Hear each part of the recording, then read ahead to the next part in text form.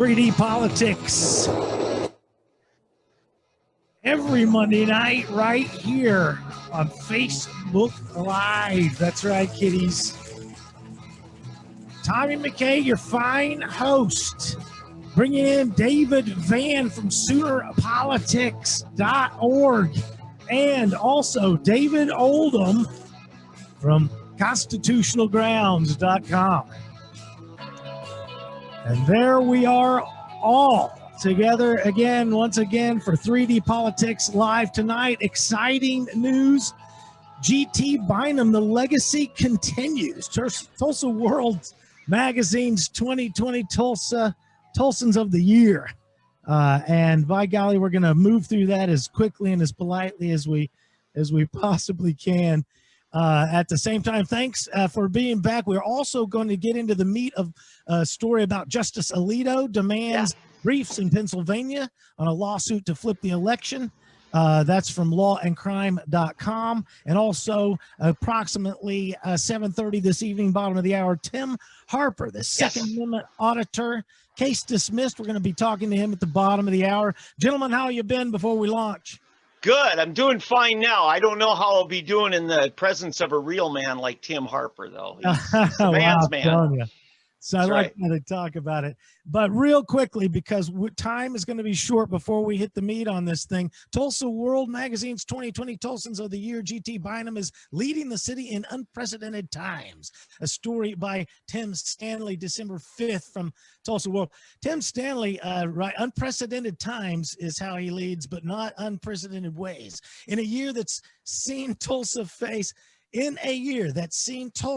some of its most pressing challenges to date. Mayor G.T. Bynum has not shied away from the demands of leadership. It started with a search he initiated to finally answer the lingering questions about possible mass graves from the 1921 race riot. You remember how that was like a main thing we had to figure out? And Vision 2025 is what I remember he ran on. He's raising our taxes coming up this summer in 2021. But my real secret, I think those bones are buried beneath the gathering place. We're going to have to dig up the gathering place. Everything's hidden below the gathering place. You heard it here first, Tulsa, you Oklahoma. So amazing. Well, it's not like they're using it for other things, right? Actually, we were out there the other day, and it was filled with people, almost none of whom were actually socially distancing or wearing masks. So, you know. Well, that's the dirty little secret, is all those coffins are built beneath, they're buried beneath the gathering place. And let me say this, Tom, have you heard anything about these mass graves? I think we've all of a sudden had silence on it. No, now this is because they haven't been able to find anything, actually. Just 2 days ago, this very little. This propaganda minister for G.T. Bynum, Tim Stanley, writes, the search, which is ongoing, has so far yielded an unmarked site containing 10 coffins. It remains to be determined if the massacre related. We don't know if these coffins are even massacre related, but it's an important next step, the mayor said. Now, how in the world could it be that it's an important next step if you're not even sure if an unmarked site is part of the massacre? Further, also, they could be buried up in Veneta at the Eastern State Hospital. They have a graveyard there with most of the markers not even present anymore. My suggestion, as we've talked about before, is that if the bodies are in coffins, that's not what you call a mass grave.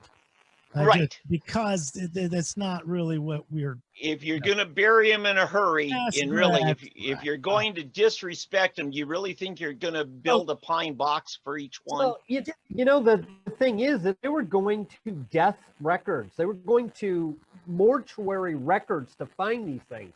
Right. So these people were taken to mortuaries and so forth, if that's the case. You don't have the typical, like Tom is pointing out, the typical mass grave, you know, the massacre mass grave, just dig a trench with the bulldozer and bury them all. Yeah. I don't know that happened. I mean, that's the supposed thing, but I haven't seen the evidence. I'm not trying to downplay a massacre. What I'm saying no. A mass grave, when you have bodies in coffins, that indicates a proper burial, not not some sort of piled dead bodies into a hole. Oh yeah, this is not Serbia, you know. And the thing is, Serbia, how long were they able to keep that a secret? Less than 5 years. Even the World War II, it was less This than wasn't 5 a years. secret, but was part of what they did secret. In Now, other words, guys, we are going to run. But So, anyway. So imagine this. Imagine me trying to rush through a critique of GT and not hurt him too. But the propaganda minister, Tim Stanley, goes on. Remember, the first best thing in the COVID-ridden 2020 the GT did, according to the propaganda minister, is searching for graves. That's the number one thing. So then there's Bynum's part in the Tulsa's COVID-19 pandemic response. From the moment Oklahoma's first positive test was identified in Tulsa, the mayor has been engaged, including through some unprecedented direct actions. Tulsa mayors would not normally intervene in public health emergency, Bynum said, but I knew we were living on borrowed time. Bum, bum, bum. Holy mackerel. Have you ever heard so much hyperbole for a 0.02% death rate? Borrowed time. What that means is the crisis was going to run out of time if we didn't hurry up and take advantage of this borrowed time, like the money from the plebiscites. Hearing from fellow mayors, now here's how he is. He's a populist really at heart after being a fascist. Hearing from fellow mayors in the coastal cities about how their outbreaks were overwhelming their healthcare systems. Well, we're not living free anymore. We're not living free anymore. Now, the main thing is that GT Bynum is getting a heads up from other mayors somewhere else on coastal cities that their healthcare systems are being overwhelmed. So all of a sudden, GT realizes that the healthcare system is more important than freedom itself. Bynum decided early on to invoke his mayoral powers. What the hell? Really? Tell me about these powers. Starting by restricting the size of gatherings, he went on to shut down bars and dine-in restaurants across the city and issue a stay-at-home order for residents. Now, this is being brought to us by the Tulsa World Magazine's Tulsa of the Year propaganda minister, Tim Stanley, for GT Bynum. And you know what the G stands for? Greg Robinson. Of course. So, quick and timely action. Back to the article. Quick and timely action made the difference, he said. Bynum said, we acted early and thankfully. Tulsans understood, and we were able to save our local healthcare system from the initial wave. Really? So he claimed, yeah, really. Really. They always claim something improvable. Tom, you know that super spreader we had last June at the BOK Center? Yeah. It failed to spread. It just didn't happen, you know? Yeah. We didn't have anything, you know, because they say 2 weeks, right? Within a 2-week window of it, you should see the results of it. And now 3 weeks later, yeah, it started to elevate up.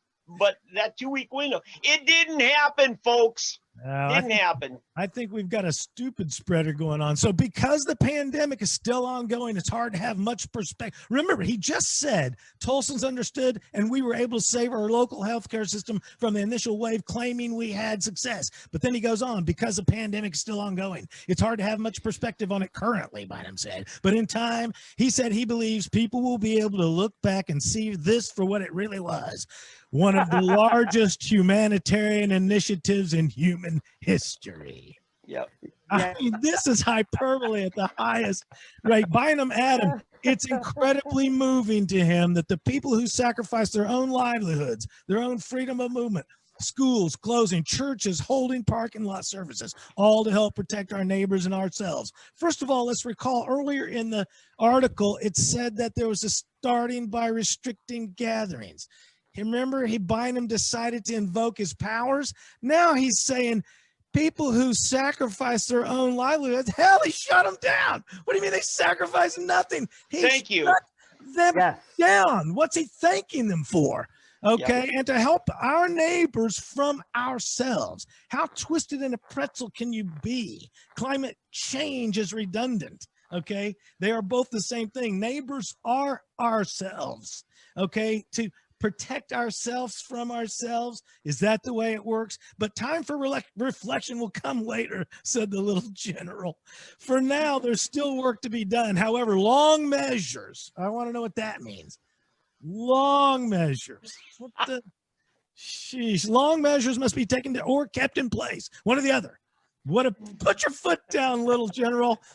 Either long measures must be taken or kept in place, such as the mask mandate that Bynum also spearheaded.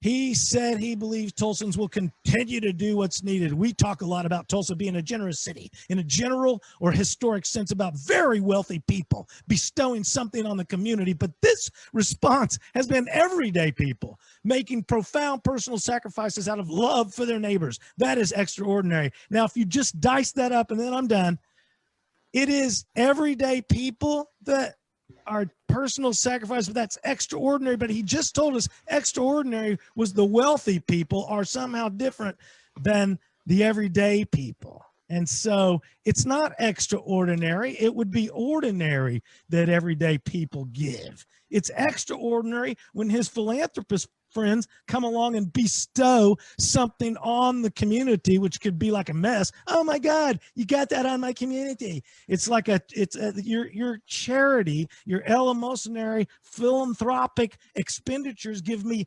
zero political representation. Gentlemen, that's my GT Bynum Tim Stanley bit for the evening. Now, let's get on to the business about landandcrime.com. Alito demands briefs. And now listen. Hey, you know what? We got Tim Harper actually ready to come in. Let's bring him in. Before we bring Tim in, I did want to just add one quick thing to your rant. Yes, awesome. Please do. and I mean, you notice that they do this all the time to little dictators. And the littler and the dweebier, the better, the more that they want to, prop them up as such great people. And so that's what we have here. I did want to share this. Let me get into this thing. And that is, there we go. Let me share this. Everybody can go to ipetitions.com/petition/stop Tulsa lockdowns. Okay. And add your name to the petition. It is Oklahoma citizens who are looking to have sign it. But if you do business, if you're our number one fan and you're in Arkansas and you come over this way, or would come over this way except for the lockdown, go ahead and sign it. But the thing is that we do need to have this as one step. It is the weakest step I think we could possibly take, but it is constitutional that we can seek redress. And they have already tried to shut this down. They want this thing to go away. So we need more signatures. Excellent. And so I did want to point that out, but that he's the man of the year. He should be under criminal indictment for every business that has lost its business over his handling of COVID, because it's all been wrong. Yeah. So that's what my. No, I appreciate you. Hey, I appreciate you continuing that rant and sharing that information, because I mean the dictator and the king have identical powers.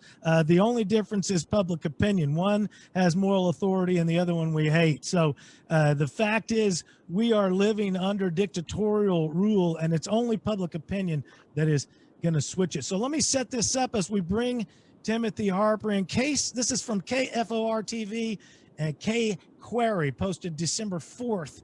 Case against Second Amendment auditor dismissed. Oklahoma City, KFOR, a year after being arrested by Oklahoma City police, charges have been dismissed against self-proclaimed Second Amendment auditor. You notice how they slam the I said to no one there, I believe is how that song goes. Timothy Harper has posted videos of himself openly carrying firearms into private businesses and on public property. That's right. There, I believe is how that song goes. Timothy Harper has posted videos of himself openly carrying firearms into private businesses and on public property. That's right.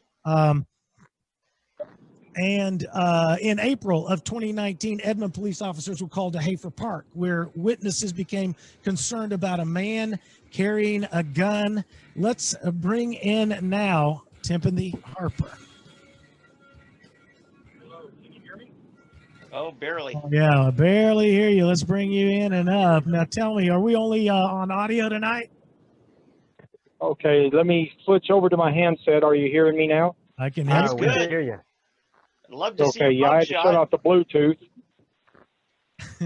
I was hoping we get video with you, Tim. I was hoping to. I tried it on the Zoom app, but it didn't. It said to use. I got a message that said use the call in. All right. Let me see if I can bring this in. Yeah, you're my new favorite auditor. Okay. Yeah, Cindy Bird bit the dust. I'm sorry. So, We can let him get a chance there, see if we can bring him in. yeah. Yeah. By the way, I want to tell everybody Sooner Politics is taking nominations for the next 2 weeks for our Oklahoma Sooner Politics Citizen of the Year. We'd like to hear, and I'm just going to say right out there, Tim, you're in the running on that just for the stand you've had to take. I tell you what, sometimes it's not very glamorous to do the kind of things that get you the kind of rewards that you deserve. We got a man in the screen. There it is. Yeah. All right. Yeah. All right. Now we're muted though. Ooh, he looks scary. John Brown. You're muted, Tim. Yep. This is how the pros do it, by the way. I've been watching a lot of broadcast television all the way from the Senate to Jimmy Fallon. Tim And can't hear you. this is how they do it. Tim, you've got to mute. They say it's muted. You gotta hit the mute, the Has to unmute mute. button.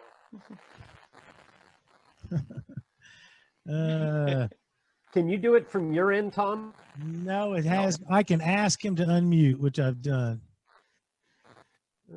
There it There you is. go. Yes. Yeah.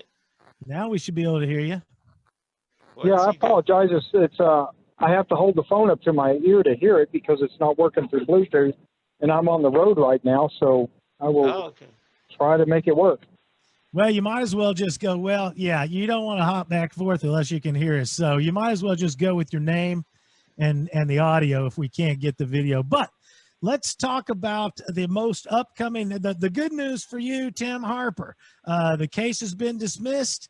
This story is December 4th from KFOR, but when did you get the news? I got the news on December 1st, probably about 5 in the afternoon. My attorney called me and told me that DA was filing motions to dismiss it that day. Nice. And Wow. that created some happiness in your life after a year, right? Very much so, yeah. Much relief. And we had been working towards this for months now.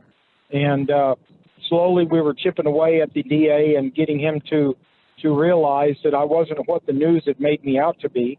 And the DA started to realize, I believe, that he felt he was played. And the character assassinations that the news and OCPD laid at his feet. And since he didn't know me, he took the bait. And henceforth was my high bond and my unconstitutional bail restrictions placed upon me just to get out of jail. And he realized that none of this should have happened. No kidding. I mean, he painted you as a Tim McVeigh, you know, Yes, or worse. yes, he did. Apparently, though, it started with the egregious action when witnesses became concerned, though. So they were Yes. literally all the way to concerned, that you were there. I mean, it seems to me sometimes these guys come out and it becomes, we're going to, make you an example, I think is what they do. And we talked some time ago on our show, just maybe last week, about due process and the requirement for showing damages before the law kicks in. Oldham, do you see, is this the idea of, I mean, here we are a year down the road. I forget, Tim, how your guns, if you've got your property back. But first, Oldham, how about the due process on this? Oh, the due process on this sucks. Yeah, it does. Now, from the arrested to begin with, Tim, they didn't have a warrant? What did you actually get arrested for? I was arrested sitting at H&H gun store after I had made a purchase, and I had received a phone call earlier that day as somebody claiming to be a Daily Oklahoman reporter that wanted to meet with me and wanted to talk about my carry in the restaurant and clear things up, and wanted to just paint things in a different light, he said. And I told him, well, I'm tired of being painted wrongly in the news. This was before I was arrested, and they were already putting me on the news as you know, this guy is seen carrying AR-15s into restaurants, and it's scary, and, you know, so I was going to meet with them to change the narrative a little bit. And when I got there, I sat down and ate a hamburger because I got there a little bit early, and somebody walked up and asked me my name, and I said, yes, this is me. And before you know it, 3 officers stepped up and arrested me, put me in handcuffs, and took me out and put me in the police car. When I got down to I had just got off work, and so I didn't have any firearms on me at all. And they took me down to an investigator's unit down there downtown, brought me in there and sat me down to interview me. But at the same time they were arresting me, they were serving a warrant at my house to get the firearm that I carried into the restaurant. So they gave me 2 ultimatums. I can give them the key to my house, they'll drive it out there, open the door, and search for the gun, or they could kick the door in, you know, right now. So I gave them the key. They went there and searched my whole house and couldn't find the gun. So they never were able to prove that I had an actual firearm at the restaurant. All they had was pictures. Mm-hmm. Okay. Yeah, they got a good idea of everything in your house. So it's not funny, but I'm telling you, these guys rifle. As a kid, my dad our house got searched by the FBI. They turned every damn thing. But I want to ask you, Tim, this is David Van with Center Politics. Didn't the great civil rights leader, Representative Jason Lowe, come to your defense on this? He did the opposite. He came out to vilify me, and he wanted to make light and bring it to everyone's attention that I walked down a public road in his district, and that was intimidating the people of his district, when yet what I did was I just had conversation with them, and one of my videos showed that. And then I walked up to Bobo's Chicken, and they recognized me from the street, and they called me over and invited me to come back when they were open, and they gave me some chicken. There you go. That's awesome. That's awesome. Yeah, so, you know, Tim, I would have to say the politics being what it is, there's plenty of good Second Amendment supporter friends you've got there that happen to be of a darker shade of beige. That probably would be good optics in the future, don't you think? Yes, I think so. And that's what, you know, a lot of people had criticized me for only walking in Edmond or Oklahoma City or the better parts of Tulsa, what they call better.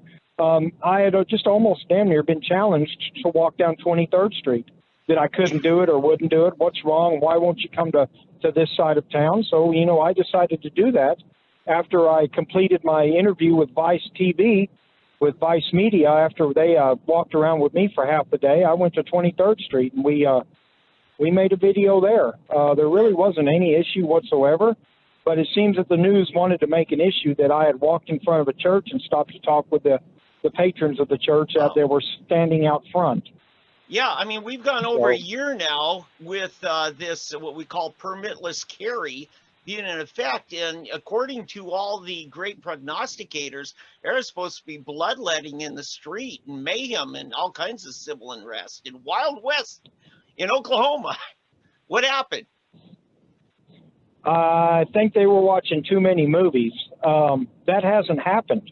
I have not noticed it. if not for David Holt locking down Oklahoma City for COVID, there probably would have been, right? And GT, you know, everybody's too sick to go. Exercising mayoral powers. But back to this due process thing, because I want to know, I mean, is this the only way? We're arguing the mask mandate, and people are saying, take them to court. And we had this discussion. There's no way to fight the mask mandate until damages are incurred, and then you got due process to go through the retribution. So I mean, you've gone through a year of due process, I guess. I don't mean to pry. I don't want any details that aren't proper to share, but I mean, you've suffered loss. They took, I'm sure, property. And have you reclaimed your property? And then the time spent and the lost wages and pain and suffering and all the other stuff. I mean, how do you get repaid for this? I guess it's going to have to occur through litigation. Maybe we're going to have a maps for Tim. That could be on the slate here in the future. But they did not seize my property because they, like I said, they had raided my house and couldn't find not even one firearm at the location. Okay. So they came up empty-handed with the actual airsoft gun that I may have been carrying at the restaurant. They couldn't prove I had a real gun, so all they had were pictures. So based on that alone, they didn't have a strong case. Right. I did lose my job at the Air Force Base. Sure. And yeah, that's also the being. I'm sorry, Tim. Talk about this. You did spend some time in the lockup there until they could restructure your bail, correct? Yeah, that's correct. I had a $100,000 cash bond on a low-class felony that probably would have been a $2,500 bond at most. And they tried to keep me in jail because they wanted to silence me. They didn't like what I was doing. Some of my other videos just showed that you don't have to ID a cop to a police officer when he walks up and asks for your ID. Unless there's articulable suspicion of a crime, you don't have to ID. And some of the videos really made the Oklahoma City Police Department and other departments very upset because I was showing people how to exercise your rights lawfully. And they didn't like it because basically they feel if they ask you to do anything, you need to ask how high to jump when they tell you to. Right. You were also treading on their area of symbolism. You were literally symbolically exercising the rights for all of us. And in that area of symbolism, they want to rule. They're not going to let anybody else show a symbol of any freedom or self-sovereignty. And so they know by crushing you as best they can, they are dissuading 100 others from even thinking about trying. That's the point right there that they were trying to make. Yeah. So since then, we have had several open carry walks on 23rd Street right in the middle of Jason Lowe's district. I didn't participate in them, but I watched the videos, and we've had that happen twice. And they probably weren't happy about that. Yes, we've had two of them on 23rd Street. Tim, I got to say, I mean, some Saturday afternoons, I'll just get a bowl of popcorn and some tea, and I'll pull up some of your YouTube videos, and it's entertaining watching people's reactions, especially like when you're at the Capitol and the people are freaking out, the staffers that, well, you can't do video of me. But what I did like is I think you were in Blanchard. Now, I've had my problems with the Blanchard Police Department, not about me personally, but some of the ways they've abused people's rights. And the guys are nodding because it was part of our discussion on the show in the past. But you came into the police department, and I think it was the police chief says, "Hey, Tim, I watch your videos all the time." Right? Yeah, exactly. That's right. I try, when I first got into auditing, one of the things you do is you go somewhere into a public building or restaurant or place, and you start videoing. Just pull your camera out and start videoing at the tax commission or at the education department or the transportation building or somewhere where they just don't get a lot of visitors, like unlike the Capitol where they're used to it. They'll approach you and tell you can't film, put the camera away. They'll call the police on you. I've been attacked and arrested and assaulted for videoing at libraries and places like that, just common places. And they learned the hard way that running a camera or using your phone in public is not against the law. Right. And if the officers don't know that, they figure it out pretty quickly. And the patrons or the individuals that are trying to stop you from exercising your most basic right learn by the time you leave. Now, you got to stand your ground, because they're going to come up to you. They're going to tell you they're going to arrest you. They're going to confiscate your property, and they may even do that, but you're going to win when you go to court.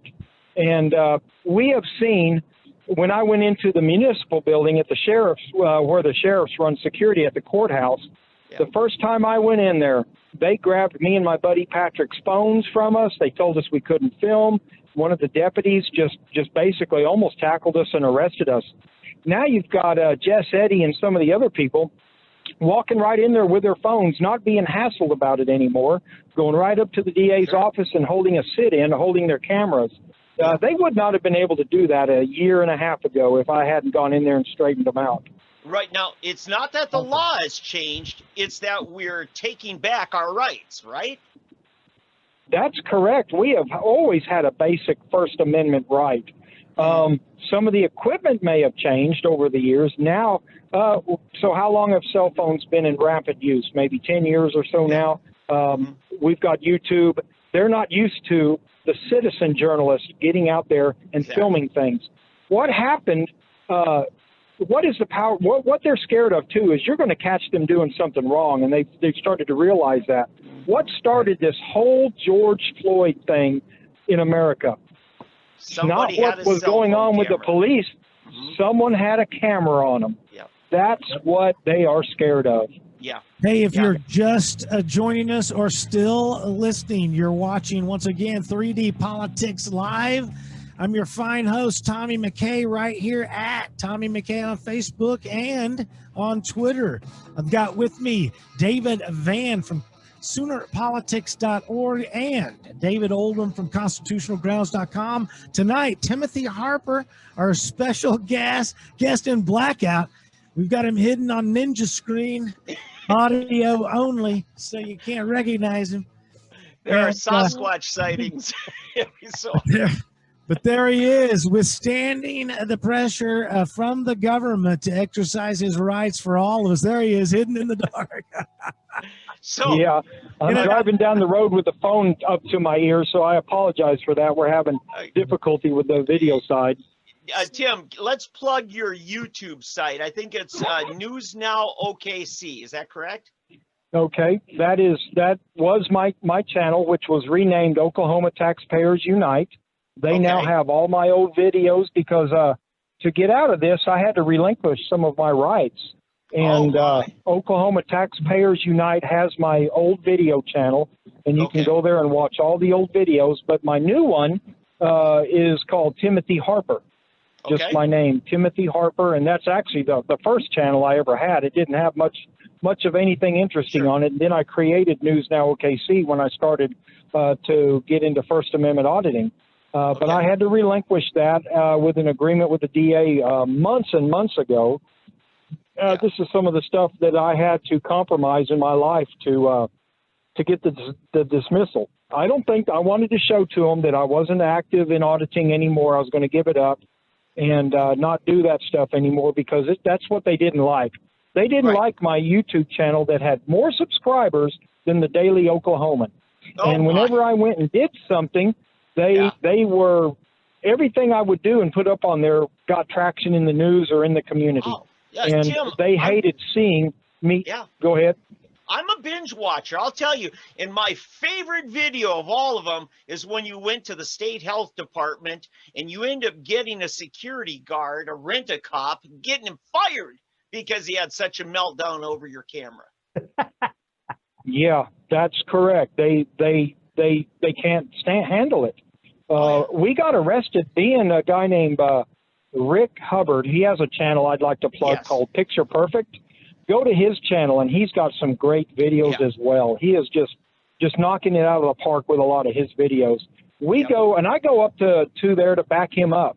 Good. So he goes to the Tulsa library, and he's videoing inside, and they kick him out. They push him out. They threaten to arrest him. So I come down to the Oklahoma library, downtown OKC, And I go down there and I'm videoing inside, and I get assaulted and attacked by a ex-OKCPD security guard. He's still wearing the uniform.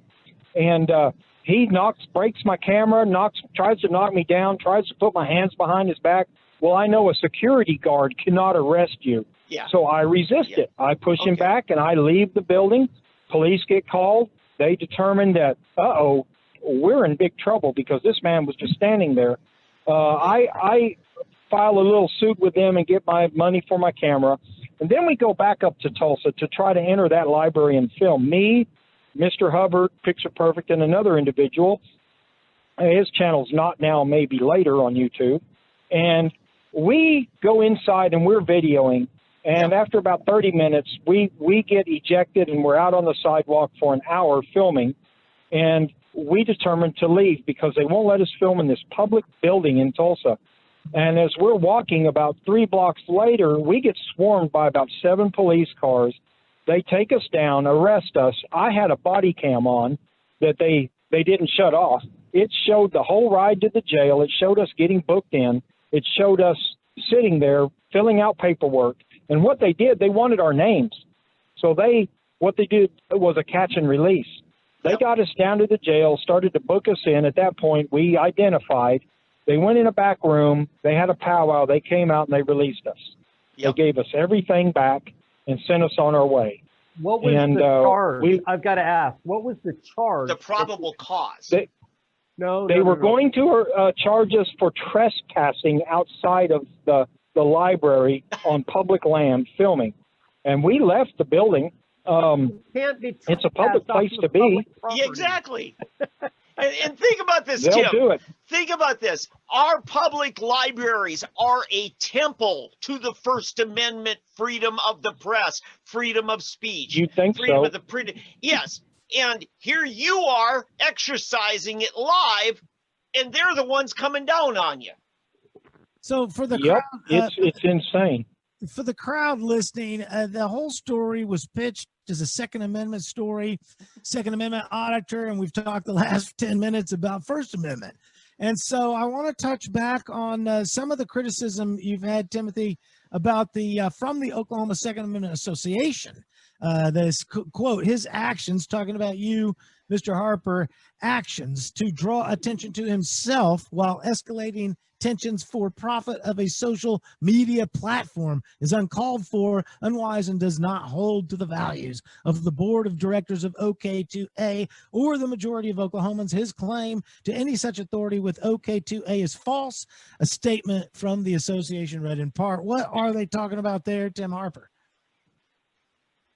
Well, I'm not bringing attention to myself so much as the injustices and the what's going on when you exercise your First and Second Amendment rights out in public. I mean, it's just not Oklahoma that I had problems with. Shamrock, Texas, I was filming a police stop there, and I damn near got put in jail for that. OK2A, I believe, felt that I was hurting the Second Amendment cause in Oklahoma, when in all actuality, what I'm trying to do is show people that you have these rights, and we need to exercise your Second Amendment rights and First Amendment rights in Oklahoma. I don't care if it's me or another person getting out there and showing this. Well, I guess I proved that we have some screwy laws in Oklahoma. There are a lot of places, when they passed constitutional carry, it was deemed that you can now do anything, go anywhere with your gun except for in the police station or municipal buildings. Well, I guess I showed that there's a little issue with that in a lot of restaurants or movie theaters or places like that. You know, we have businesses in the state that have alcohol licenses that charge you to go inside and use an offensive weapon. They have these weapons inside the building, and you're breaking the law. You're committing a felony. But nobody's looking at these axe throwing companies. They have a liquor license. You go in there and you touch one of those throwing axes, you have technically committed the same crime or broken the same statute that I did. But they're not going there and yes, it is the same thing. And in fact, one of the statutes mentions an offensive weapon as an axe. So we've spoken with some legislators, and we're trying to square that away this session. Tom, I've got to include this. I'm doing a share screen right now. This took place down in Lawton, and it shows a man holding on a PVC pipe a Trump flag, and he is surrounded by several hundred Antifa and other protesters, and the lone man is Tim Harper. Now, let me tell you, one of the things that assured Tim Harper's safety, and he had, I mean, all kinds of thugs, they were crowding him, but Tim was packing heat. He had a sidearm. Tim, you want to talk about that? Yeah, they were having a kids in cages rally down in Lawton. Lawton was considering holding some immigrant children, illegal alien children down there on the base. Well, 800 to 1,000 people showed up to protest that. And me and another individual who basically flew under the radar went there to video this event. And yeah, our friend Adrian Otap. Yep, he was there as well. And I was open carrying, and they clued in on me quickly. And I carried the large Trump flag. So that I might brought have the been part of attention it to myself. too. Yep. And my flag, I think, was taller than anybody else's. And I went down there to exercise my First Amendment right. And I knew Antifa and AIM and all these groups were going to be there. And it was one of the largest events I ever saw. And I was just constantly surrounded by these people. And one of them had a shirt that said "Punch a Nazi," and they were begging to assault me or take my flag. He's and like about nobody. He was about a 320-pound man. We're looking at him. He's right up in your grill right now in this picture that I'm showing. Yep, but they refused to touch me. They refused to enter my space and make contact with me. There was probably about 30 of them that were on me. Yes. And then when they stopped under the bridge, they tried to form a big line to keep me out. Well, I walked right up to them. It was funny. I'm not going to. It was one of the craziest events you've ever seen. Absolutely. And I stood up against a whole Antifa regiment, and they did nothing because I was armed. And the police were nowhere to be seen. Oh yeah. They backed out. They were gone. No state troopers. No nothing. Nothing. Yeah. It's absolute cowards. The Lawton Police Department, I'd be ashamed of themselves. How's that for my GT Bynum? The Trump rally at Veterans Park a year ago, we experienced a year now, whatever it was, a year and a half ago. We experienced the same thing. We had the permit for the park. We were being disturbed, our peace, and the police just stood back and watched it. When we asked them later, they said, well, we weren't sure who was causing the trouble, so we just stayed up there. It's like, thanks. Well, you're never going to find out who's causing the trouble when you stay up there. God. Yeah. Well, they've got a tough decision to make. Do they intervene and squash somebody's First Amendment rights, or they stand back and let them exercise them to the fullest extent? It's a tough call. So, I can't fault them for that. They allowed those people to have their First Amendment rights. No, blocking a public danger. street. Tim, blocking a public street is not a First Amendment right. Well, there's no reason. Oh, they definitely did that. Yeah, that's there's right. no reason to have a permit if it doesn't. There's no. What's the permit for? If you can't use the park. I don't think they had a permit. Well, I'm talking about our little deal where what I'm saying is please stand down when they want. But you had a much bigger issue. The good news for you is it's been dismissed. You're retaining most of your rights. It's unfortunate to hear that you had to give up, your life of crime, your desire, a lot of the things that you were having the platform that you wanted to speak out on apparently now is no longer available to you. Yeah, we'll see. We'll see if I can't make some more videos in time. We'll be getting back into it. But, the day after I went into the restaurant and walked around Oklahoma City everywhere, I went into 4 other restaurants with no issue. And in fact, though, one of them, some patrons called the Oklahoma City police on me, and I was sitting there eating my food with Picture Perfect and News Now Yukon, who has a channel, David Luckett, and the police come in, and they stand behind me for about 2 minutes with my AK-47 slung across my back while I'm eating Chinese food. One of them's talking to the manager, and then he motions for them to leave, and they leave. The manager comes over, and he says, "Sir, I'm sorry about that. One of the patrons called the police. We didn't do it," and they apologized for it. Yep. So I had been to 4 restaurants before I was ever arrested at the Twin Peaks. And it didn't happen at Twin Peaks. Somebody took my picture, and then it started to to circulate through social media, and before you know it, the main news media gets a hold of the picture, which alerts the police department, and then they go and backwards start investigating, figure out who I am. We got to shut him down, and then they arrest me. And they also judge shopped to get a judge to sign off on the $100,000 cash unconstitutional bond. So Right. they did it with malice in their heart. Yeah. Well, Prater. Let me pursue this line of thought for a second, because the Eighth Amendment, as you well know by now, Tim, says that bond must, one, be reasonable, and that you are entitled to a speedy trial. Neither one of which happened. How did they end up at such a ridiculous bond? And how did it get drug out for a year before finally they just go, oops, I guess we're over a year, before they finally gave up on the whole thing? Well, OCPD and some other activist groups in the area went to Prater and lobbied to put me under the jail because of my video content. They wanted that to stop, and they knew they couldn't make me stop without arresting me or putting me in jail. And so that's why I had the $100,000 bond. They wanted to use my video, me exercising my rights, to make you think that I'm a danger to society or was out to start a race war. Yep. And Prater believed them.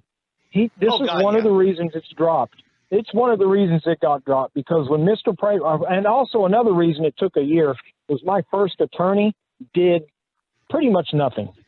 So I had to fire him and file an attorney named Tim McCoy here in Oklahoma City. Is the hardest working attorney I've ever seen.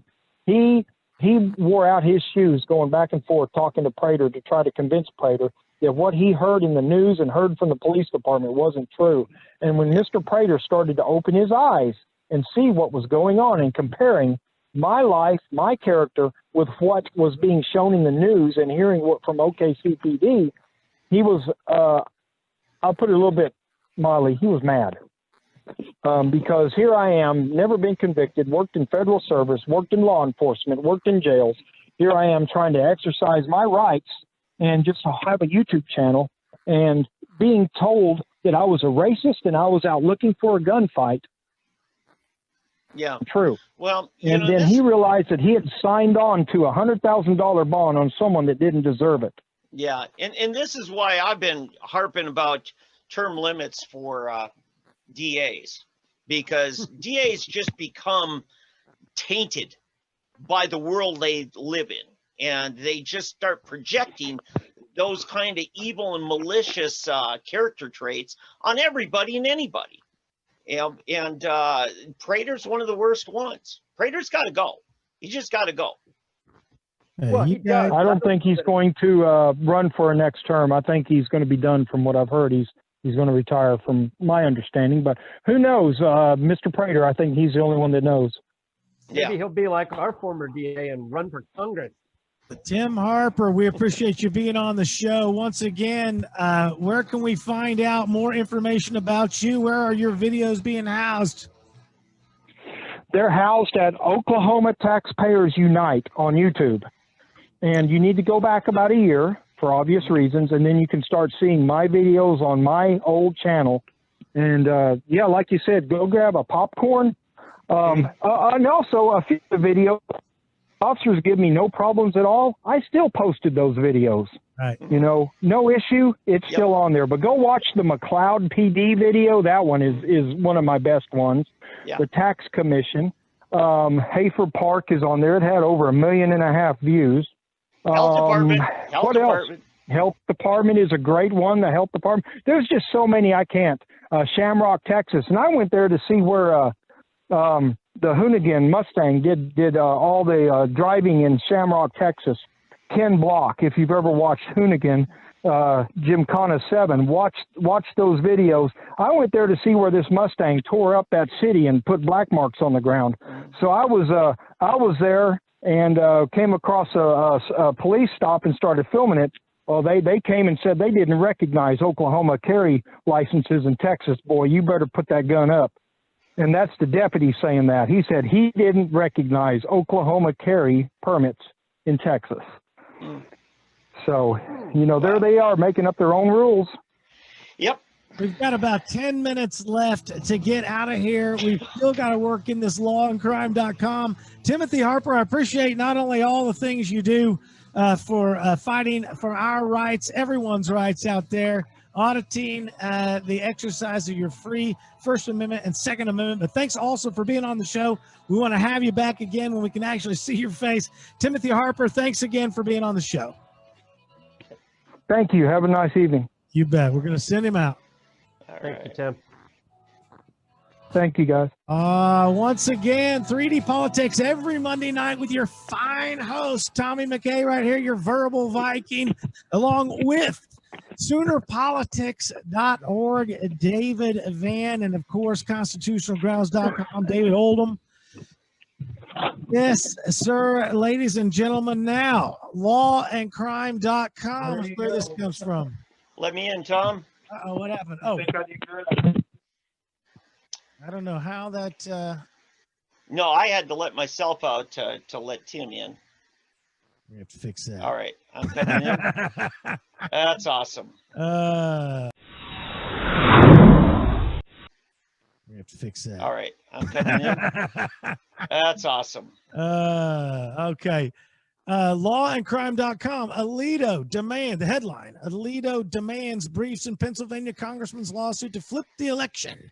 This is from Aaron Keller from December 5th. Supreme Court Justice Samuel Alito has asked Pennsylvania officials to file a response briefs in so far failed attempt by GOP Congressman Mike Kelly to flip Pennsylvania's 2020 election results. Now, this is a 3-page story, and I'm going to let these brilliant ones, David Van and David Oldham, all things Constitution, all things brilliant state information analysis. Tell us what's in this article, guys. David, well, in short, this is a lawsuit that's been brought by a Pennsylvania Republican congressman. He's a Trump state supporter. rep, isn't it, or is it congressman? I'm sorry, a state representative. Excuse me. Okay. A state representative who he's a Trump supporter, and he thinks that the mass mail voting law violates the Pennsylvania Constitution.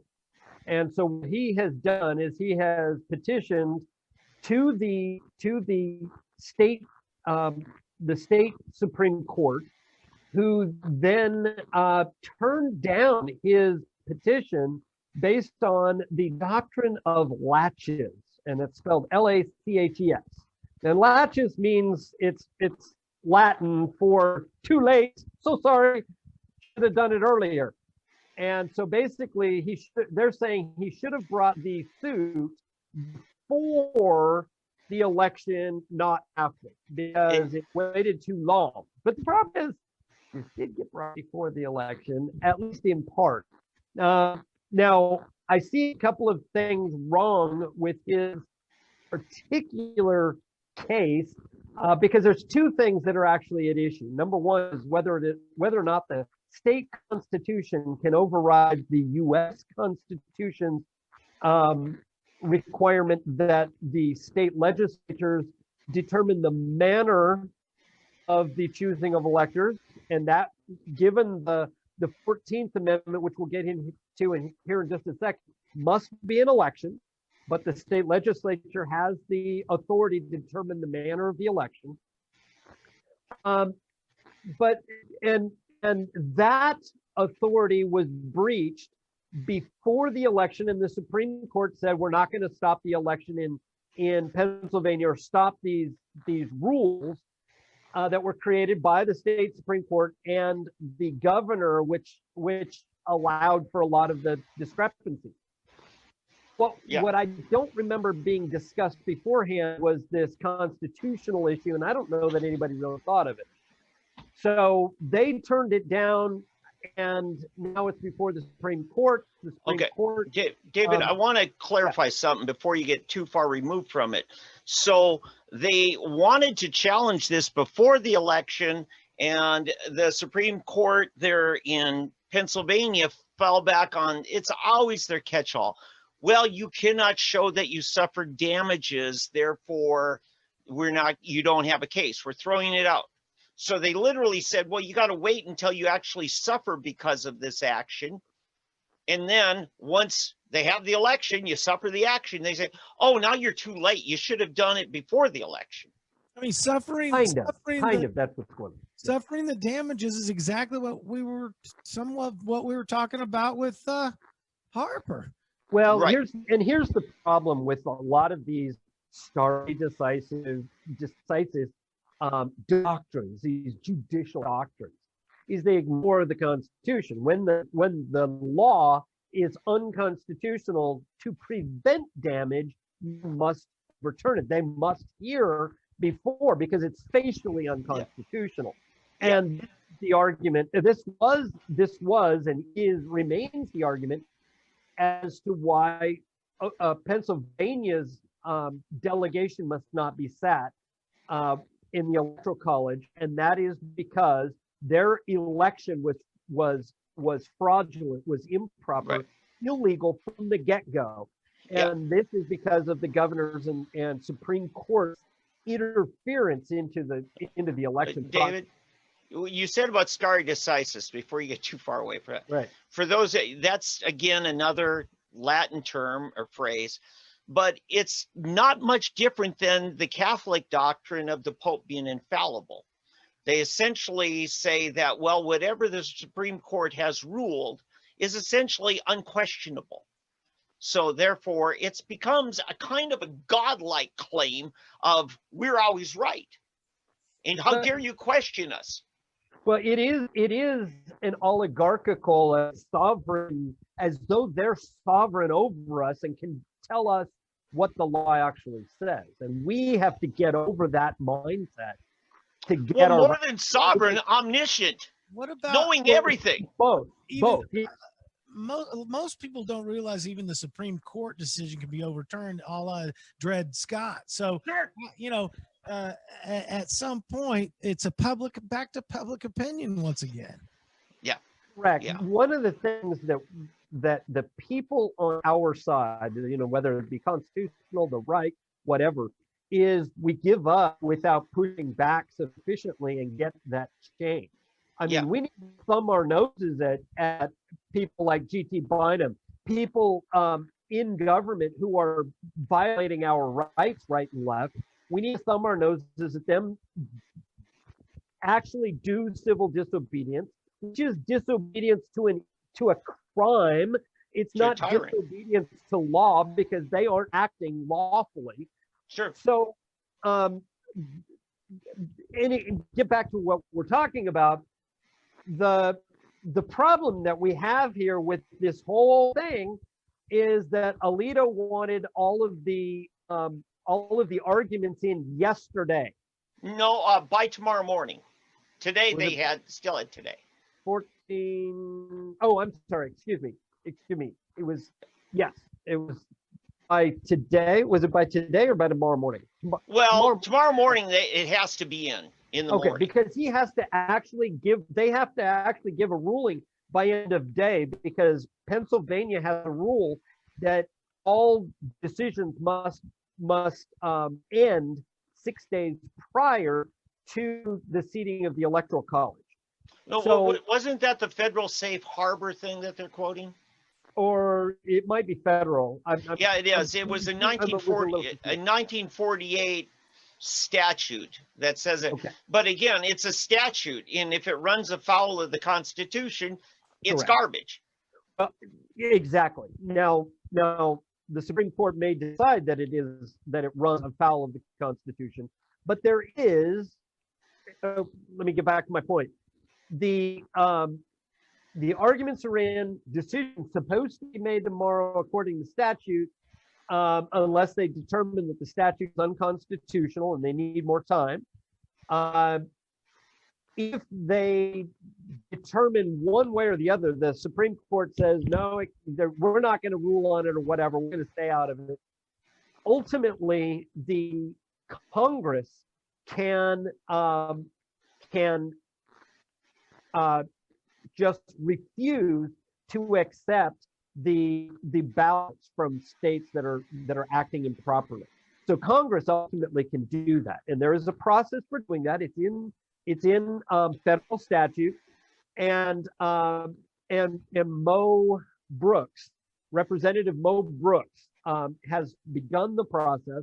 He's looking for people in the Senate, because it requires at least one senator or one representative to object to any particular state electoral college slate. And so if they have a disagreement, and this has happened, by the way, this happened back in, I believe it was for Lincoln's second election. They had problems with the military vote, and they actually did not seat some states because the states had their vote so screwed up. Congress said, no, we're not seating you, and therefore they had to decide. And they did decide in the Electoral College, because he had enough to get the vote. But if they don't get to the 270 either side, then the vote will devolve to Congress. And so that really should happen in at least Michigan and Pennsylvania. Those elections were fraudulent, were improper from before the election. I say fraudulent, that's the wrong word. They were illegal from before the election because of the actions of non-legislators setting rules for the election. From the article about where you're talking, I think the thrust of Kelly's arguments is that a 2019 state election reform statute known as Act 77 violated both the state constitution and federal constitution. Act 77, which predates the coronavirus pandemic, was described when signed into law as a bipartisan compromise. It created a so-called no-excuse mail-in voting regime that Kelly claims violates a provision of the state constitution. And in that, it didn't go to a vote of the people. When you're taking away or changing the people's right to vote, that matter in Pennsylvania's constitutional structure needed to go to a vote of the people, and they just decided, no, we don't want the people known. So yeah, you'll a lot of times get a bipartisan agreement of the legislature to cut the people out. Sure, we're all in favor of leaving those guys. Well, what it was, that it's a little confusing, and then the whole no excuse thing means that you could get an absentee ballot or a no for no reason whatever. Just, I want an absentee ballot. You don't have to provide a reason or anything like that. That's what they were doing. Saying that's too free. It violated the. Well, no, wasn't this mail out? They just did mass mailings of people that didn't even ask for one. Correct. And so you got them sitting in mailboxes of people that, well, gosh, this is, address a person who moved out of here 10 years ago. Well, and what are we hearing in the various hearings? If anybody's paid attention to the various legislative hearings around the country, in unison, we are seeing people from the various states all reporting that they showed up to a polling place and were told they had already voted. Yeah. Right. And then they were given a provisional ballot. And if they were a Republican, then it was held off to the side. If they were a Democrat, it was put through a second time and without question. So, that weird stuff like that going on around the country. From the article, it says Mike Kelly frames the argument this way. Number one, do the elections and electors clauses of the United States Constitution permit Pennsylvania to violate its state constitution's restrictions on its lawmaking power when enacting legislation for the conduct of federal elections? That's the question number one. And according to Mike Kelly, the second question is, do the First and 14th Amendments to the U.S. Constitution permit the dismissal of petitioners' claims with prejudice on the basis of latches, where doing so foreclosed any opportunity for petitioners to seek retrospective and prospective relief for ongoing constitutional violations, ? I understood the first one. What's the second one mean? The latches, that's the you're too late argument. Yeah, but where doing so foreclosed any opportunity for petitioners to seek retrospective and prospective relief. In other words, what they're asking the court to decide is whether or not the decision based on latches was actually valid or if it is invalid. Well, yeah, but in layman's term, he said you had to catch 22. Says, well, you can't do it beforehand because there's no damages yet, but you can't do it afterwards because it's too late. You show damages too late, but you got to be so what they're saying is we want you to decide that we've been denied any redress, any ability. Exactly. What this is demonstrating, folks, let's look big picture here, is that elections evidently are jungle rules now. Unless we can get some kind of court action, the message we're going to send is there is no fallout, especially on presidential, because let's say we find out in a year or two that there was this massively corrupt thing and the FBI orchestrated it with the CIA's help, and we got all kinds of operatives working, and then the president gets in and then he pardons every one of them. Right. See, this is a problem. Let's understand these, although these happen, have affected federal races, these are state crimes. Here in Oklahoma, every single solitary act that we are seeing of fraud or impropriety is a felony. A felony. So, casting false votes and ballots and duplicates and all of that is a felony every single time. And so some of these people have racked up thousands of felonies by just shoving, bad ballots into the machine. I register dead people. So they've counted how many dead people? I mean, tens of thousands of dead people. Yeah. Now, the big picture argument here really centers around the 14th Amendment, and I think Oldham's going to get into that because what we've really got to do is hold these legislatures accountable for their not holding the state election agencies accountable. Good luck. They don't even hold the senators accountable anymore. Yeah. So and now Georgia could actually see some action, but you're watching some of the most weaselly Republicans I've ever seen hold a governor's office or secretary of state's office. It's pathetic in Georgia. And the people are mad. There's a revolt. Watch out. The Republican Party is going to have a bloodletting in Georgia over this.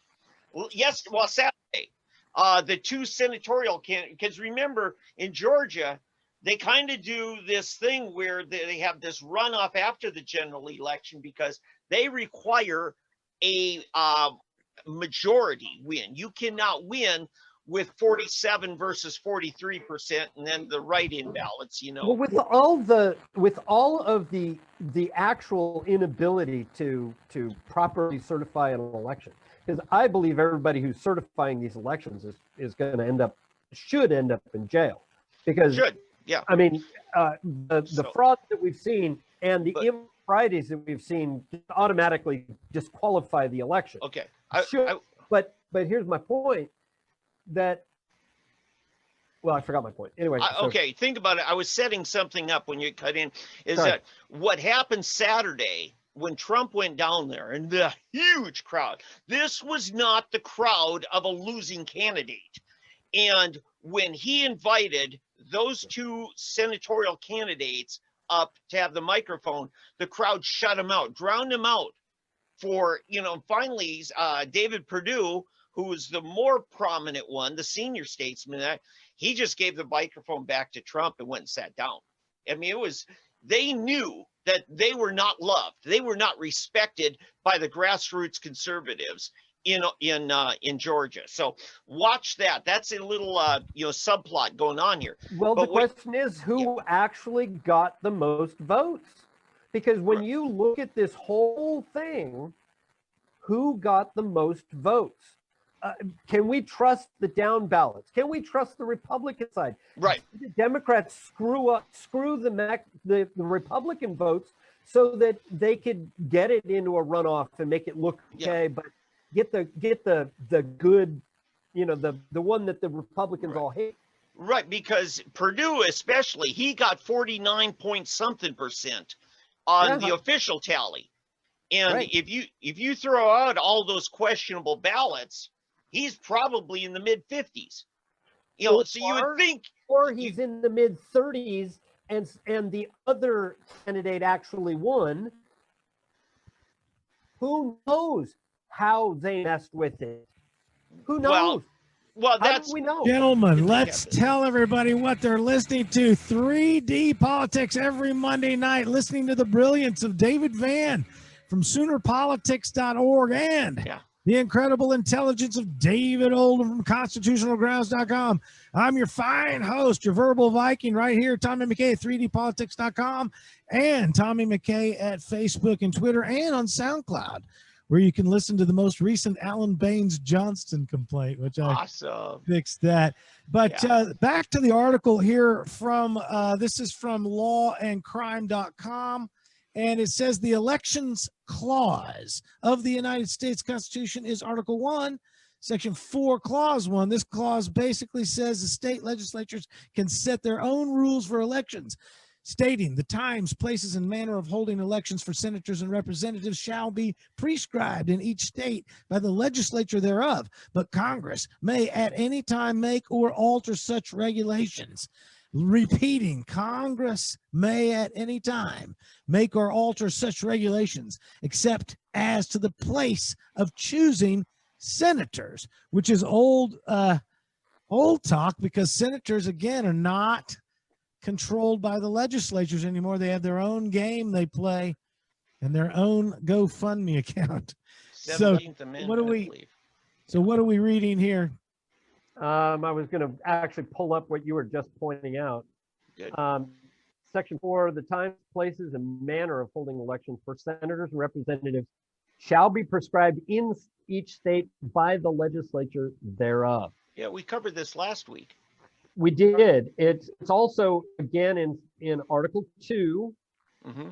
And then what we have is, because originally the electors are chosen by the legislatures in their own manner, it was not an election. It was not actually an election until the 14th Amendment, and then choosing electors was in the 14th We'll clarify Amendment. it. It wasn't a popular election of the people. It was an election that was held within the legislature. Often within the legislature, correct? Yeah. But it was open to every state legislature to decide how they're going to do it. And some states had it as a popular election. And that brings up this point, David, is the legislators are still bound by what their own state constitution says regarding these electors or these elections. Well, that is the question before the Supreme Court. On Pennsylvania, yes. In Pennsylvania with this particular lawsuit. And the reason is because of that section in the federal Constitution, Article 1, Section 4, let's get back up here, Section 4, Clause 1, that it is given to the legislature. It's not given to the Constitution because remember, and I come from California, and we saw this all the time in California, that the California legislature's hands were tied by the people directly describing things in the Constitution and going around the legislature. The initiative petition. Correct. Right. So what happens is that then takes it out of the hands of the legislature. Yes. it now is in the hands of the people, which is not the place that the Constitution puts it. It is not in the hands of the people. It is in the hands of the legislature. So the legislature sets the time, place, and manner, not the people through the Constitution. So therefore, and I, the more I've thought about it, the more I agree with the argument.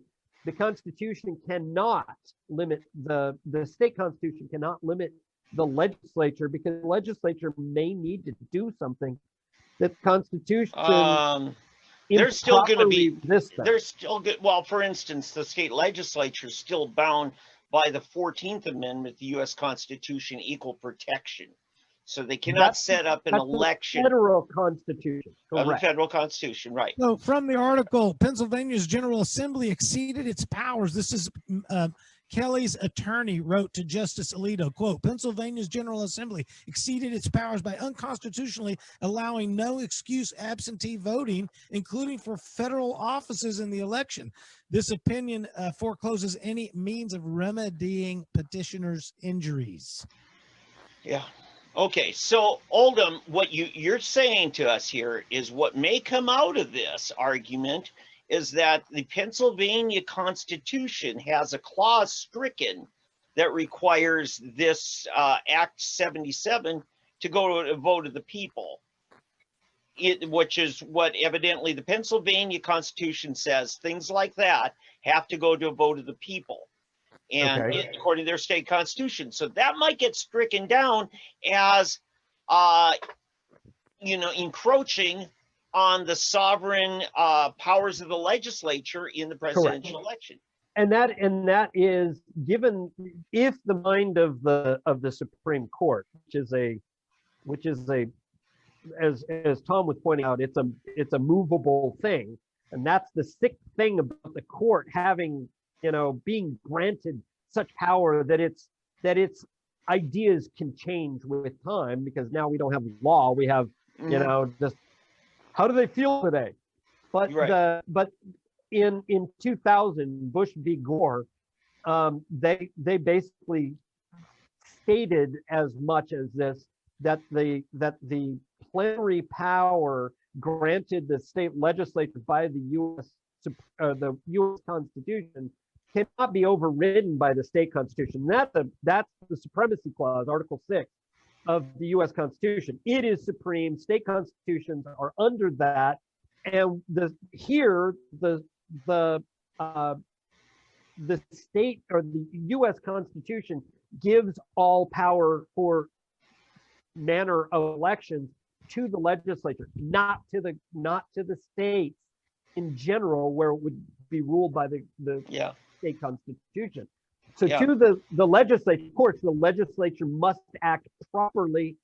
That again goes back to the Bill of Rights and the 14th Amendment. Okay, but this is, I think, what they're just the argument from Kelly's attorney moves on with respect to elections for federal office. Both state legislatures and the Congress have specified roles inscribed in the Constitution as fail-safes for state failures in conducting elections. And so this is why we're seeing a redundancy, and that's why it becomes confusing, is because it's being circled back through legislature and Congress because the state has failed to provide a clear-cut election. Correct.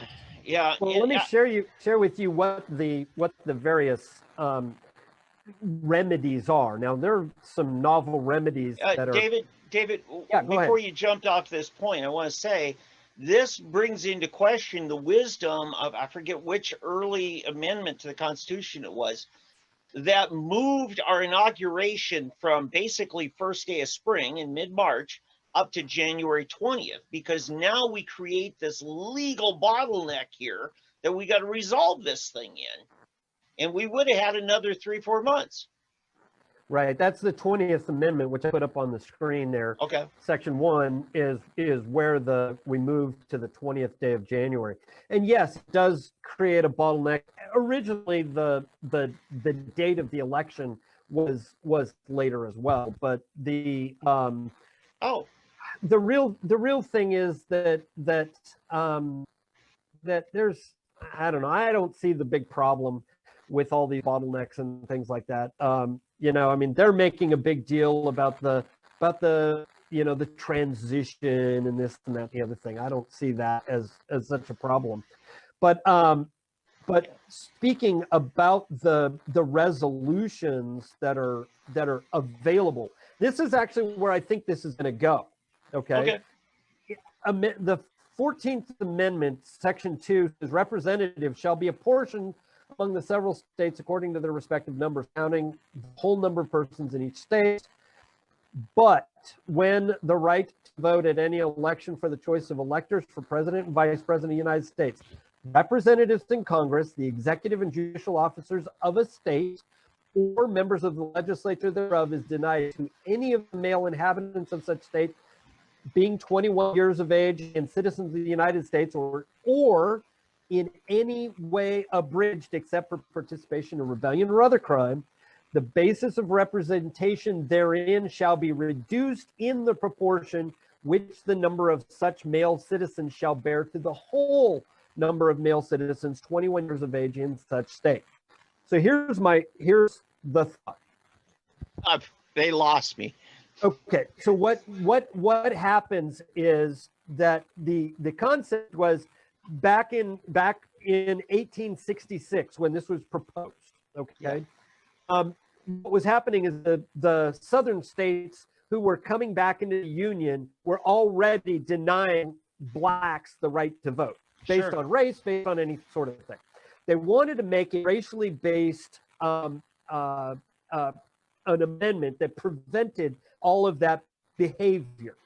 But they realized that they would use some non-racial excuse to create these laws, as we saw ultimately with the poll tax and other kinds of things. So what they did was they left it open. So they said any male 21 years of age or older, okay? So long as he's a citizen of the United States. Now that by other amendments is now all people and 18 years of age, because those by later amendments. By later amendments, that's been reduced. So women and 18-year-olds, yes. So here's the question: how much has someone's right to vote been abridged? So how much fraud has taken place? And we put a number on it. That then their representation must be reduced by that number. Now, in Pennsylvania, it's everybody, because the election itself was illegal from the get-go, so there is no election.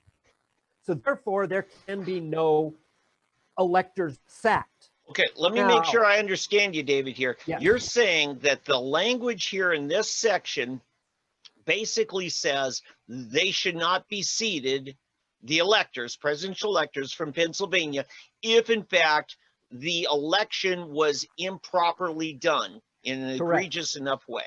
And I would say that they have to throw out the entire election, down ballots, everything.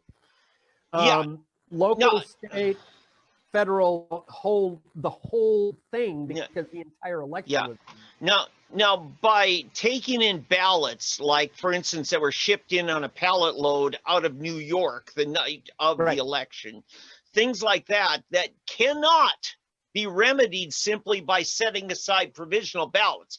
You can remedy it within your state if those provisional ballots have been kept separate and challenged and then thrown out as needed. Then you still have a remedied fixed election. But Pennsylvania and some of these other states where you've got more people voting than are on the registration, right? Correct. So what you end up with there is, again, you have a spoiled election. Yeah. I don't see how anybody can have that. Now, here it's saying that the basis of representation must be reduced. What you have to do is you have to show who is committing the fraud. Right now, it's all one direction. Yeah. If you can show that, then all of the people on the other side are being disenfranchised. Their votes have been reduced in value because of all of the fraudulent votes, which are only going the one direction. So that all those winners for that side get reduced. Okay. Yeah, that's true if there was only one question on the ballot, and that being president. But because this is a multiple office, it has to be election. for everyone. Remember, this says president and vice president, electors for president and vice president, representatives in Congress, the executive and judicial officers of a state, members of the legislature thereof, all of those races, all of them. All of them must have their basis for representation reduced to the extent or in proportion to the numbers abridged to the numbers of the total of the state. So if you've got 50% of the people who are abridged, then your representation goes down 50%. Now, who is to suffer here?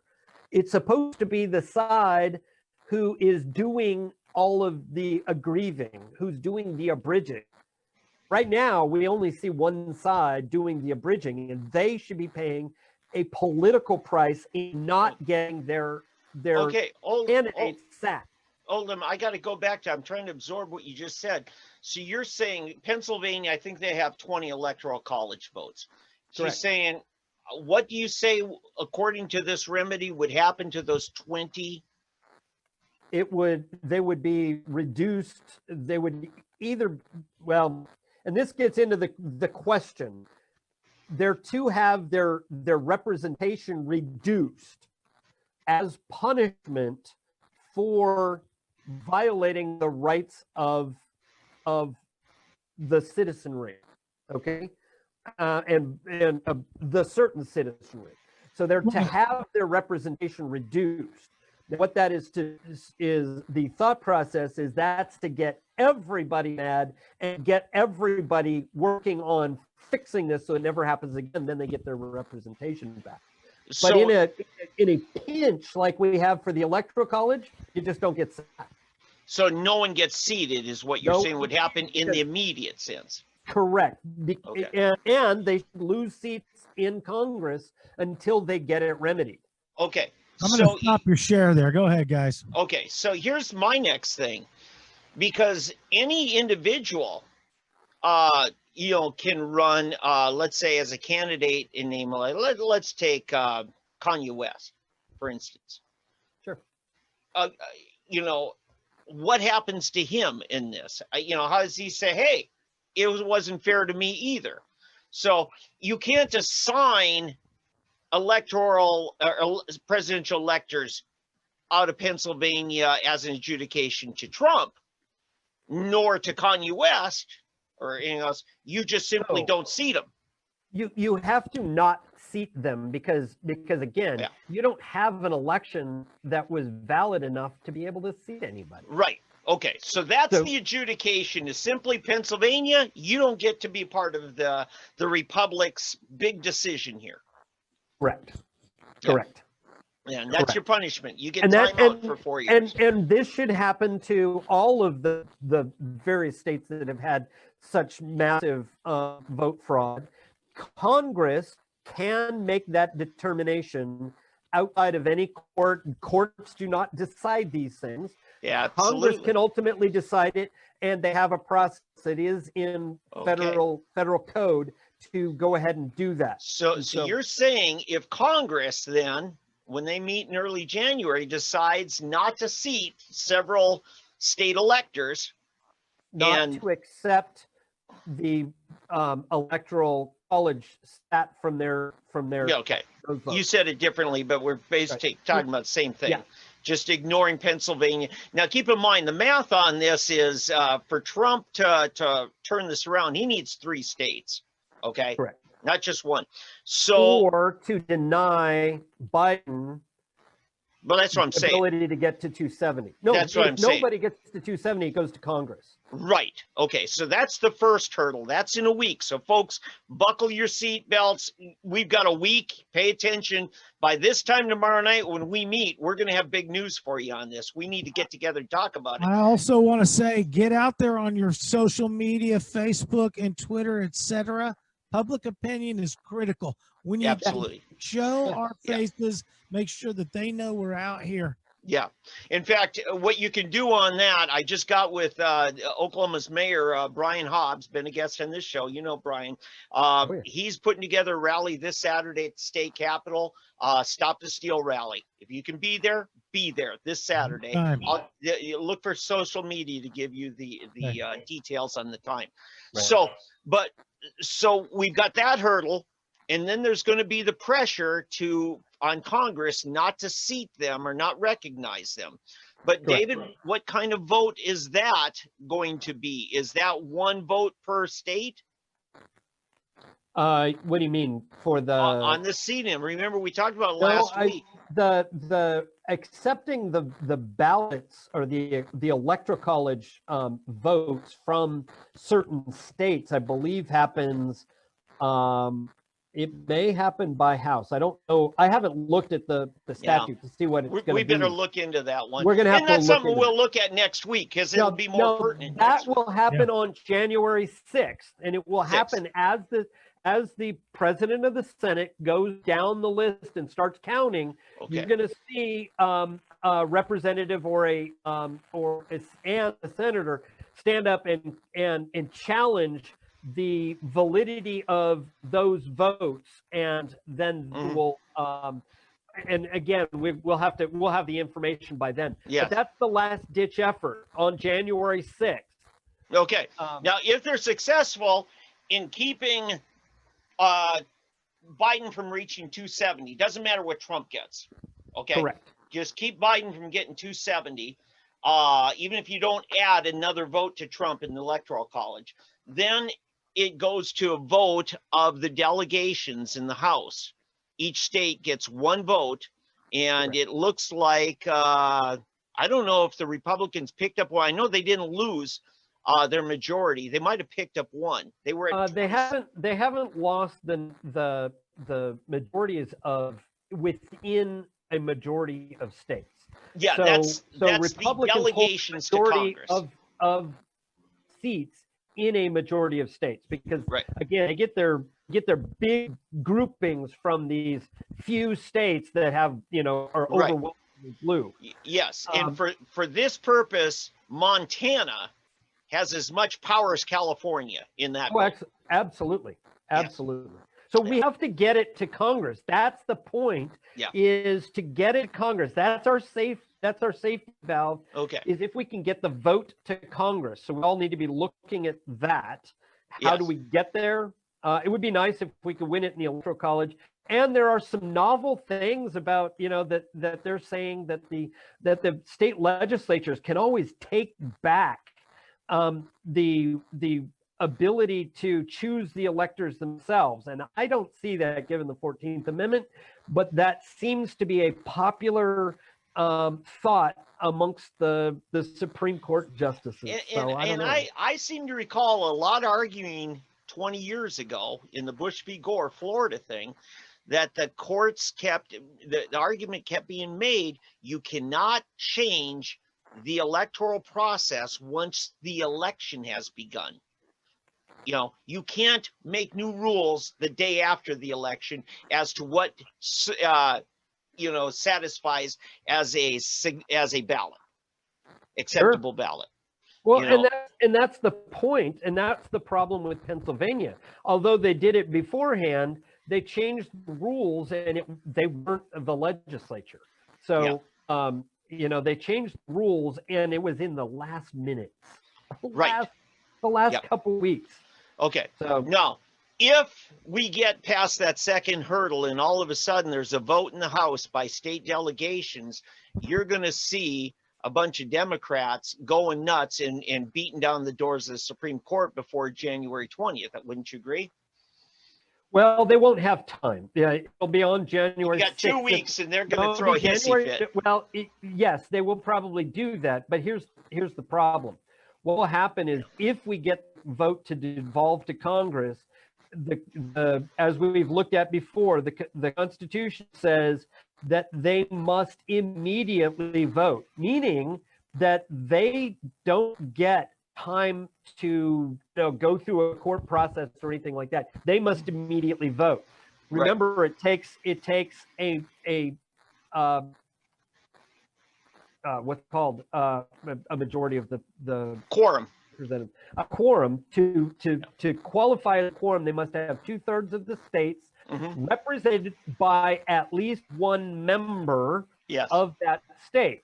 And so that's all it takes. It does not take the Speaker of the House to do it, but the Democrats may want to sneak it in because they can get a majority of states. If they sneak it in, the Republicans are going to be doing it. What you're going to see, the fireworks is going to be, how's our state going to vote when their states are somewhat split?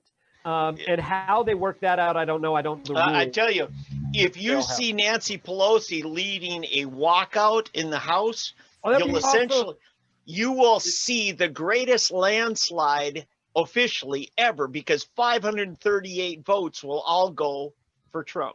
Well, no, except for those states. 50 votes. It'll be 50 votes. We'll go. Well, yeah, I'm sorry. Right. Yeah. But the equivalent of a 538. Well, and remember, every single state has a Republican in it. Generally, almost every state. I don't think Hawaii does. Hawaii might. There might be just a couple of exceptions. No, actually, like California and New York all have Republicans. No. You keep in mind, Vermont only has one state U.S. representative. Montana, Wyoming, they only have one. Now, Montana and Wyoming are Republican, but yeah, so there's going to be a few of them that will be a no-show. Right.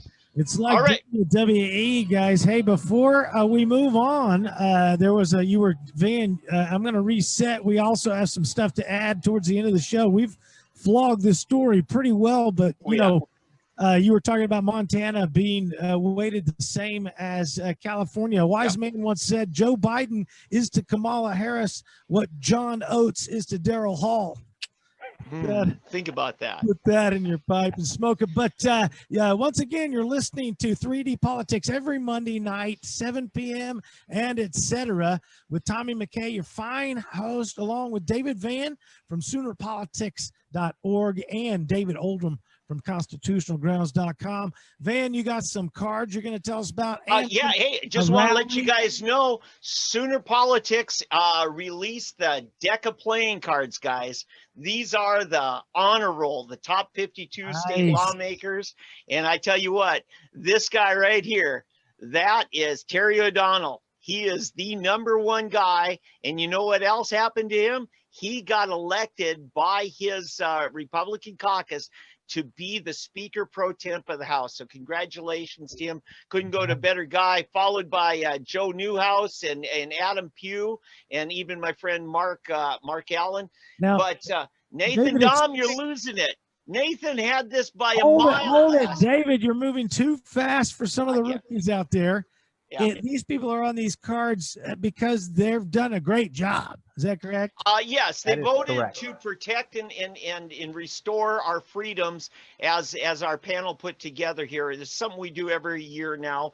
And so next year I'll be going down to the Capitol, and I'm going to give each one of these 52 guys and gals their card as a commemoration of what we think they've been doing and where we think they can do better. Right, Oldham? That's right. Then we'll invoice them later. Yeah, nobody scored perfect score on this, guys. But, okay, so now back to the Nathan Dom thing. He's done well in the past on the cards, but he's yeah. What happened?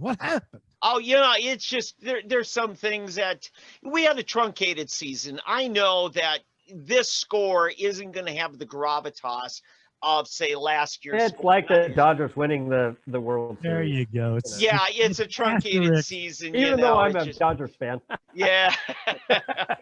So anyway, so we got that going on, and that's looking good. We got the rally this Saturday at the Capitol, Stop the Steal. Be there. Listen, the media's watching this. And Tom, you're absolutely right.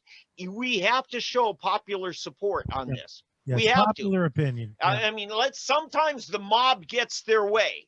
So and this is one of those times. In that vein, one of the things I've found to be rather conniving and effective, I think, is I will go to Twitter and I will go down where Twitter always puts all the good comments. I will say, the most reasonable comments are filtered out, Mm-hmm. And so I go down and I find a reasonable comment and I will take a screenshot of it and post it to Facebook. And then I'll do the same thing from something on Facebook and post a picture of it on Yes. Twitter, or I will go down to the truncated replies that they don't like and have suppressed, and take a picture of that and retweet it to the same you go. feed up above, just to continue the cycle of bullcrap. But I have found that it's become self-referential in the argument, because these drones, these sheep, these clowns, they have zero. We talked about it last week. No, I'm not talking about force. Yank their licenses. You know, it's like they have zero maneuver. They don't have any game. And I find myself just being able to repeat the great argument I came up with last time, because they're sheep. They continue to say the same thing about the mask mandate, and they say it's science, and that fails away in the first three arguments, and then they say we're just a selfish person. I'm like, oh, okay. Yeah. Tom, I got an epiphany I want to tell you about. Okay, let's hear it. Well, you know, I was talking the other night. I finished up my holiday lighting season. Those of you who know me well know that's what I do a third of my year. And this doctor that I was doing, we got to talking. He was outside. You know, he's an emergency room doctor. He's treated people with COVID. I mean, just, my God, the guy's working crazy hours. So we get to talking. And you know how they told us back last February, March, don't wear a mask. A mask doesn't do anything. It's a joke. Just don't wear a mask. Until all of a sudden they said, well, a mask, it doesn't help you, but it'll help the next guy. So yeah, now you got to wear a mask, right? So the science changed, Tom. I know. And now they said it this fall. They said, you know what? Now we're finding out the mask actually help you some. So the science just changed again. They didn't develop a new mask. They developed a new science, a new truth. So here's my point. Yes, sir. I believe we should trust in superstition more than we should trust in science, because science changes all the time. Superstition. Wait a minute. Their science is superstition. So how does that work? You got me. You got me. You trumped my epiphany. Yep. So you see, it's really no difference, right? Your humor also is funny, because it has a truth within it, and the fact is that as they try to control us with health science, of course, health science, they'll be the first to admit health science changes all the time. That's why we shouldn't use health sciences to control the political schemes. We should use political science to run our politics, not medical science to run our politics, because, Dr. Dart, medical science changes all the time. Political science, human behavior never changes. And always use political science to gauge your politics, not medical science. I mean, think of it. If you can get all the doctors to get an exclusive that you can say, okay, these medicines can only be sold when a doctor approves it. So now, in order for people to get those pharmaceuticals, they got to go to you, to doctors. So what's a doctor going to say? Forget all the homeopathic stuff. You got to use real medicine, which is approved by the FDA, because that's real science. And you got to come to me in order to get permission to get it. It's a scam, right? Of course it is. It's and remember, it's just one philosophy for healthcare, and there are other philosophies. And because I subscribe to that philosophy, therefore, why am I being discriminated against when I am not violating anybody's rights? Yeah, it's your body. It comes down to a philosophical a discrimination based on philosophy, which is religion. Yeah. They set up a state-sponsored religion called allopathy, and we're going to put all our trust in masks and you know what they call oracle of nurses, so that they'll all tell us what is safe, and we're relegating freedom below safety. And, so that's what I say. All of my opinions here are data-driven and science-based. Thank you. Right. No kidding. Yes. So I believe they are. Yeah. Yeah. So, you know, this is just getting to be ridiculousness. You know. But if we don't push 8 months. Well, I mean, 15 days to flatten the curve, right? Yeah. Yeah.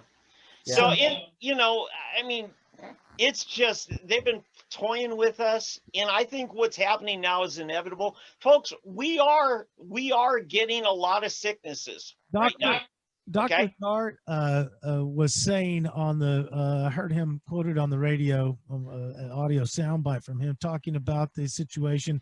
And then he made the phrase, and then he says, and then we get back to whatever we decide is the new normal. I caught that. Now, see, yes. the problem Really? here is they game the wordplay, and they said he says the words, whatever we decide. And most people who listen think that means me and you and everybody who's listening, but we are going to decide. No, we have just seen what they've done for the last 15 or since the pandemic. All they do is ration. They set up a class system where healthcare people are more important than other people who are less essential. And who's going to get the drugs when they come in? The more important people. We live in a caste system now. Yeah. And so get this. I heard on the news this weekend, it's going to be next summer before the general public can on demand get any of the vaccines if they want them. So see, when Dr. Dart says whatever the new normal we decide, that is what they call a damned lie. It'll be whatever he decides. Because as we know, GT, Greg Robinson, Bynum, does anything that, according to Bynum himself, we have done everything the health department has told us to do. Yeah. Well, Dart speaks in the royal we, and also in the he and his team, his health department team, and that's all just of whom are unelected bureaucrats. They are the ones who get to decide now who's worthy of receiving a vaccine sooner and who doesn't get it. And if you make the case, despite their lack of seeing the evidence, that this is a global push to create control of individuals over the entire globe. Hitler now has his computer.